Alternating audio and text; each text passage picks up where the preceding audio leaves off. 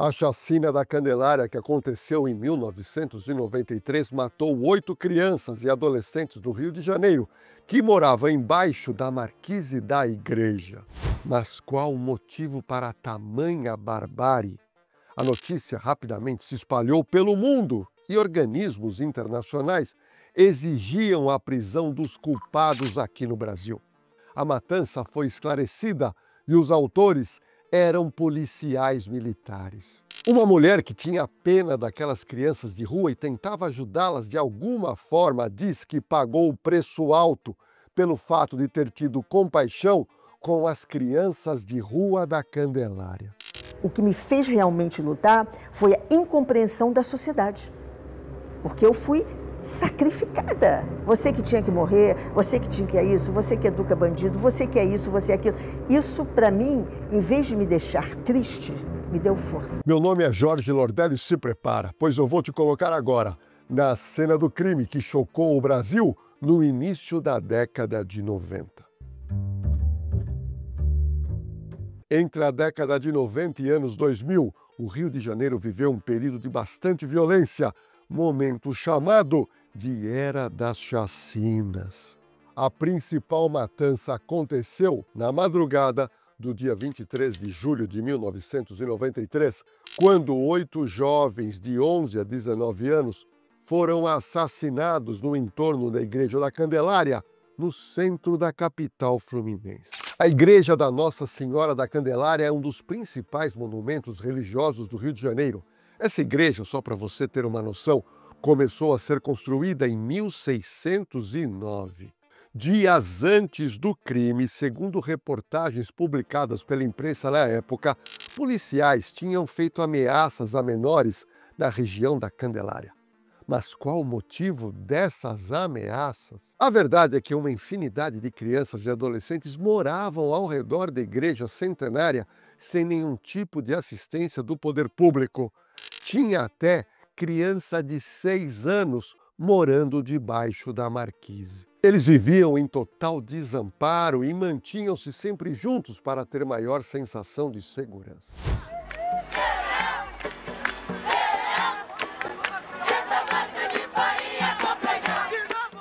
A relação dos meninos de rua da Candelária com a polícia era tensa. Quem vai da polícia aí? Como é que é? Eles agridem a gente, espanca e manda a gente sair dali de baixo. Mas a polícia é fardada?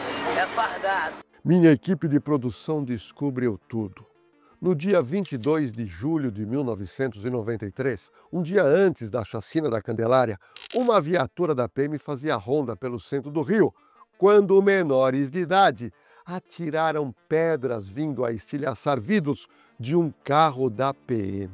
Vai vendo, na noite do dia 23 de julho de 1993, pouco antes da meia-noite, mais de 70 crianças e adolescentes dormiam nas proximidades da Igreja da Candelária, centro do Rio de Janeiro, quando eles foram surpreendidos por uma ação de extermínio. Érica Nunes, uma das sobreviventes, somente não morreu, pois tinha deixado o grupo para buscar um café. Por um tempo ainda continuamos na rua, a gente tinha medo de dormir na rua novamente, tinha medo de acordar. Em dado momento, 2 veículos Chevetes com placas cobertas pararam em frente à Igreja da Candelária.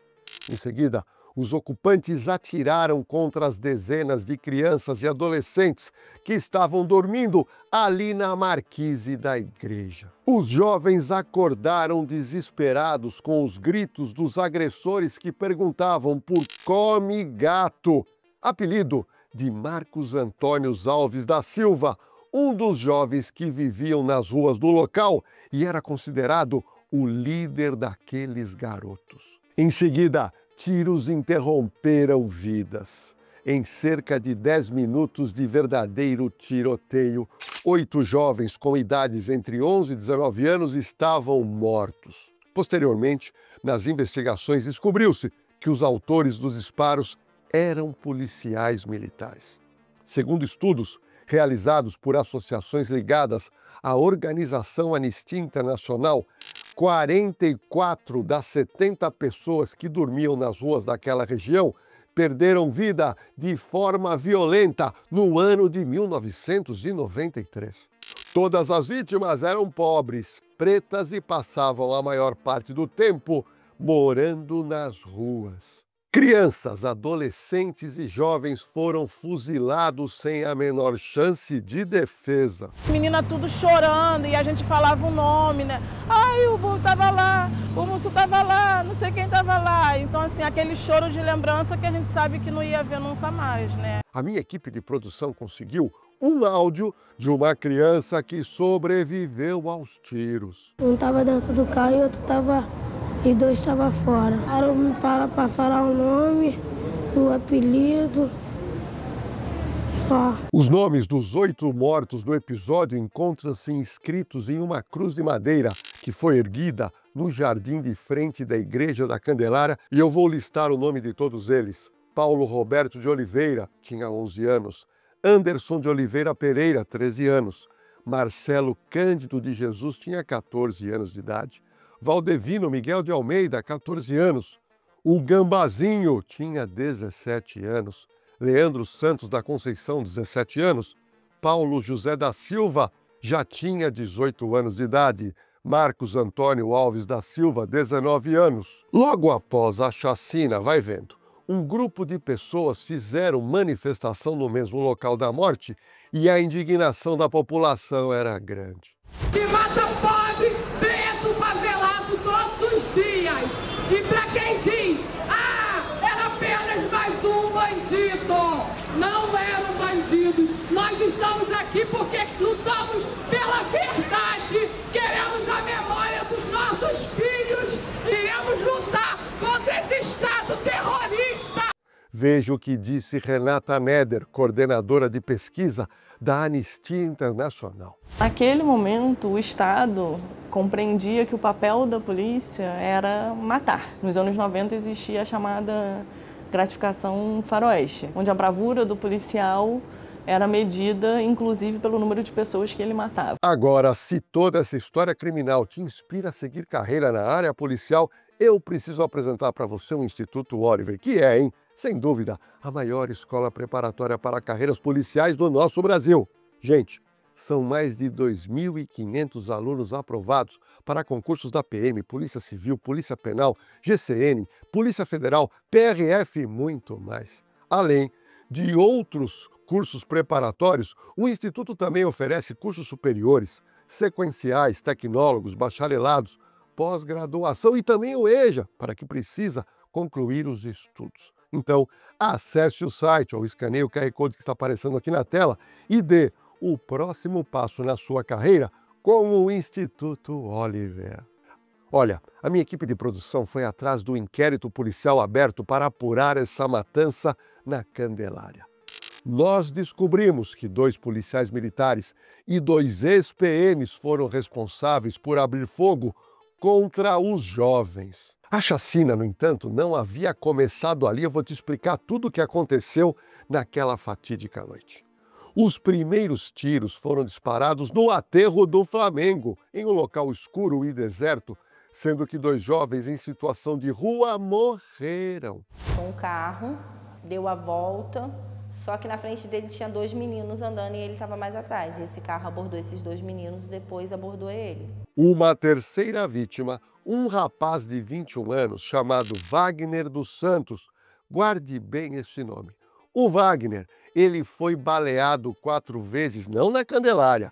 Primeiro aconteceu um problema lá no aterro do Flamengo. O Wagner recebeu 4 tiros, só que ele sobreviveu e ele se tornou a testemunha-chave para a resolução do caso.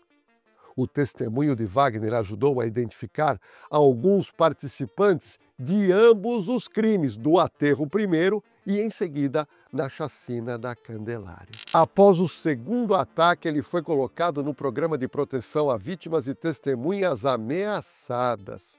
Wagner ajudou a polícia a fazer um retrato falado de um dos autores da chacina. Wagner contou à polícia como foi abordado pelos policiais militares à paisana.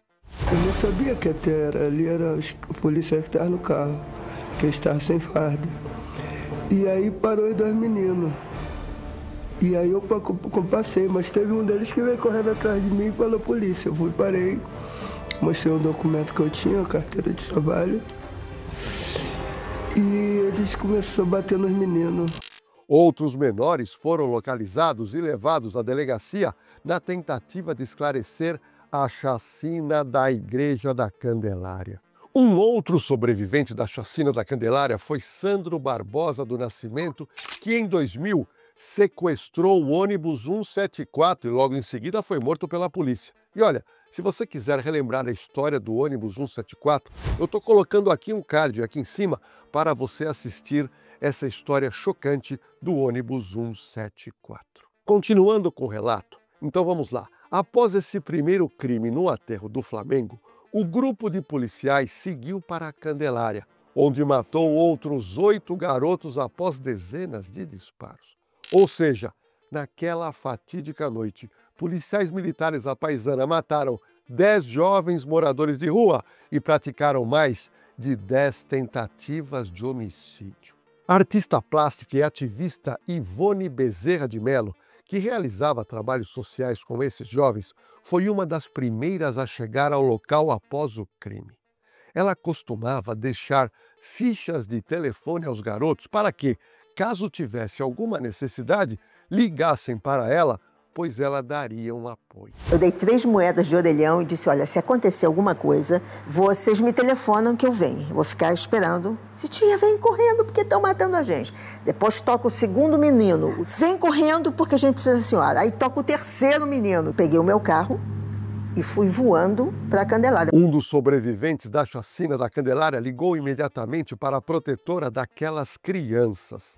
As crianças correndo de um lado para o outro, uma loucura, com aqueles meninos mortos no chão, né? Quando chegou na igreja da Candelária, o cenário era desolador. Chegando lá, o que eu vi?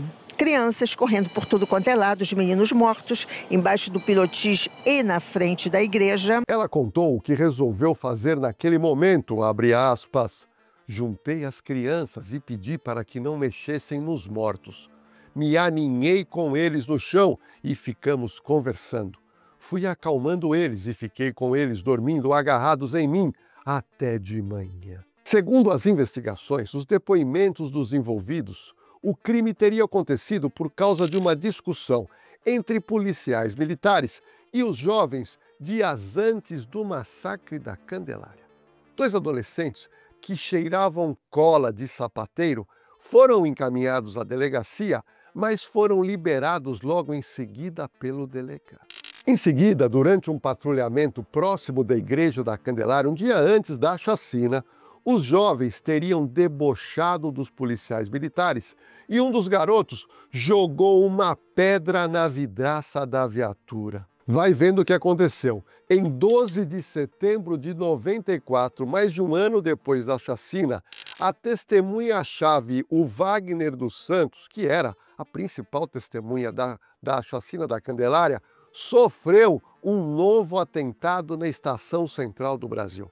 Só para você ter uma noção, o Wagner levou vários tiros, mais ou menos 4 tiros, e ele foi dado como morto em uma tentativa de impedir o quê? O seu testemunho na justiça. Só que ele, mais uma vez, sobreviveu e continuou disposto a testemunhar contra os policiais. Veja o que pensa uma das sobreviventes. Você sempre fala que a polícia mata, o MP acaba matando um pouquinho e o judiciário enterra. Nos primeiros meses de investigação, a Polícia Militar prendeu 3 agentes da corporação e um civil. Os 4 haviam sido reconhecidos pelos sobreviventes da chacina. No entanto, os investigadores da época não conseguiram estabelecer uma conexão entre eles. O promotor de justiça daquela época, o Dr. José Munhoz Pinheiro, deu detalhes da investigação, abre aspas. Isso nos incomodava, porque para cometer uma chacina precisa de uma motivação e as pessoas tinham que ter uma relação. E os 4 nunca tinham trabalhado juntos, não se conheciam. Em 1996, vai vendo, às vésperas do julgamento, o promotor relata que ele foi procurado pelo ex-policial do choque da PM, chamado Nelson Oliveira dos Santos Cunha. Ele queria confessar o crime e se entregar, abre aspas. O Cunha tinha se convertido e viu que um dos presos, o Cláudio Luiz, também era evangélico. Ele sabia que o Cláudio não tinha participado da chacina e ficava carregando a culpa. Até uma hora que não aguentou e confessou. Aos promotores do caso, esse PM, o PM Cunha, declarou que cometeu o crime com Emanuel, que já estava preso, e outras 2 pessoas que ele caguetou. O policial militar Marco Aurélio Alcântara e o ex-PM Maurício da Conceição Filho, que tinha sido expulso da corporação por envolvimento com contravenção. Os 4 eram vizinhos no Rio Comprido, também no centro do Rio. E aí conta a sua participação, que realmente o crime teve aquela motivação, ou seja, uma vingança. O ex-policial do choque, o Cunha, disse que o que motivou o ataque foi uma discussão entre o Emanuel, o soldado Emanuel, e os garotos da Candelária no dia anterior. O soldado tinha levado 2 adolescentes que cheiravam cola de sapateiro para a delegacia. Só que chegando no distrito, o delegado decidiu soltar o garoto com o argumento de que o produto não era considerado entorpecente. Revoltado, o soldado Emanuel precisou voltar à Candelária, onde ele fazia o patrulhamento porque tinha um ato de sindicalistas. E lá, esses jovens que tinham ido para a delegacia e tinham voltado, passaram a zombar o Emanuel. E aí iniciou uma discussão com os policiais militares e o vulgo Come Gato, e também com o Wagner, que depois sobreviveu aos tiros. Ainda segundo a versão, no momento em que a viatura decidiu ir embora, depois do bate-boca lá com o tal de Come Gato, o que aconteceu? Atiraram uma pedra e essa pedra acertou em cheio o vidro da viatura que estava o soldado Emanuel, que ficou aborrecido, ficou chateado e principalmente revoltado. De acordo com o soldado PM Cunha, que resolveu confessar tudo. No dia seguinte, ou seja, primeiro aconteceu o problema da pedra no vidro. Aí no dia seguinte, o soldado Emanuel chamou os demais assassinos, que eram colegas de farda, porque ele falou o seguinte: olha, vamos dar um susto naqueles jovens bandidos da Candelária.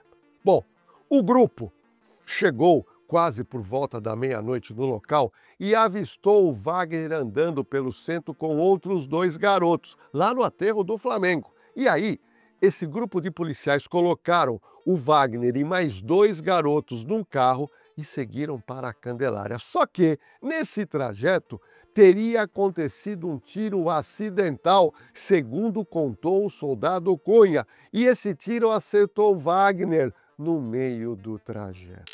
Isso os teria levado a decidir matar os jovens no carro. Tudo foi feito no aterro do Flamengo. Olha o que aconteceu. Esses jovens que eram mantidos reféns dentro desse carro foram levados ao aterro do Flamengo para uma execução. Mas por pura sorte, mesmo baleado, Wagner sobreviveu aos disparos que recebeu. Os policiais militares acreditaram que ele teria morrido após ser baleado várias vezes. Eu olhei para onde tinha mais luz, eu vi os 2 no chão, chamei os 2, eles não responderam, eu saí andando. E aí eu vi que eu tinha levado mais outros tiros. E tava com o corpo pesado, a cabeça doía. E eu fui andando, até chegou um posto de gasolina e me joguei.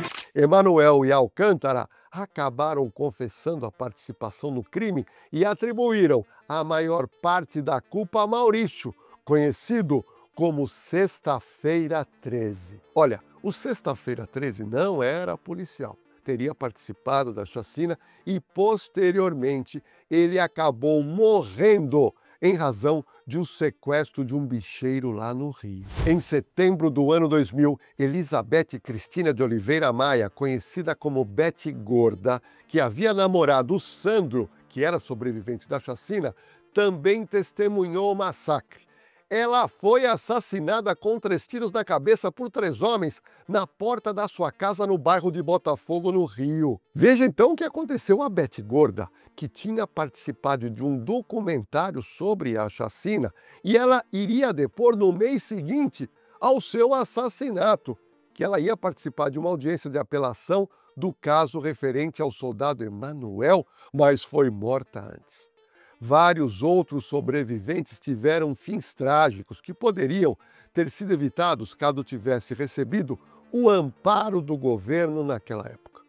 Renata Neder, coordenadora de pesquisa da Anistia Internacional, fala da sua visão sobre o sistema. O Estado ainda acha, que o papel da polícia é matar. Entrar na favela como se estivesse indo para a guerra. Uma operação de sucesso é uma operação que tem muitos mortos. Em 2018, o governo do Rio de Janeiro concedeu pensão vitalícia de 3 salários mínimos a Wagner dos Santos, que convive com aquelas sequelas graves dos 8 tiros que levou e mora hoje escondido na Europa.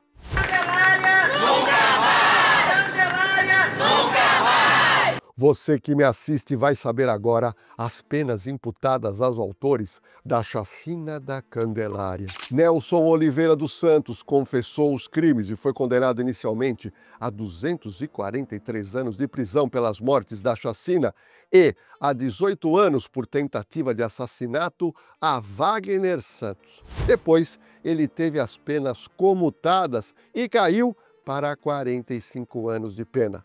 Ele cumpriu parte da pena e, após progressão de regime, já está em liberdade. Marco Aurélio Dias de Alcântara, condenado a 204 anos de prisão, ganhou liberdade em 2011. Marcos Vinícius Emanuel Borges, ex-policial militar, foi condenado a 300 anos e ele está foragido. O ex-PM Nelson Oliveira dos Santos Cunha, aquele que resolveu ser o primeiro a confessar. E o que aconteceu com ele? Ele foi condenado a 261 anos de prisão e também já foi solto.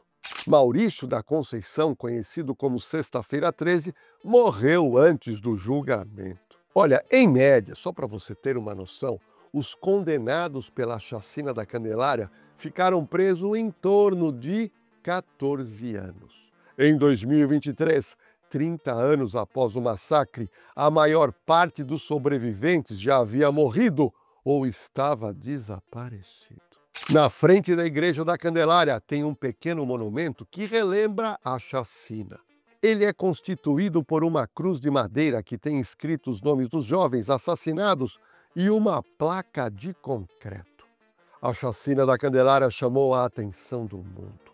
Infelizmente, o Brasil é um país que custa aprender com seus erros e com suas mazelas. As chacinas acontecem quase que semanalmente em diversas regiões do Brasil e acabam virando estatística fria da polícia. A pergunta que não quer calar é a seguinte: quando vão acontecer as próximas mortes? Mas agora eu quero saber a sua opinião sobre esse caso aqui nos comentários. Me diga uma coisa, e aí? Na sua cidade onde você mora, tem crianças e adolescentes em situação de rua ou não? O poder público faz alguma coisa ou não está nem aí? O que você acha que poderia ter sido feito pela sociedade civil e também pelos governos para acolher menores que estão vivendo em situação de rua? Olha, estou ansioso para saber o que vocês pensam sobre esse assunto dramático. Gente, agora chegou a hora. Se você está gostando do nosso canal, então dá uma força para a nossa equipe e se inscreva já. Aproveita também, dá um like, ativa o sininho de notificação e compartilhe as nossas histórias policiais com seus amigos e familiares que curtem consumir True Crimes do YouTube.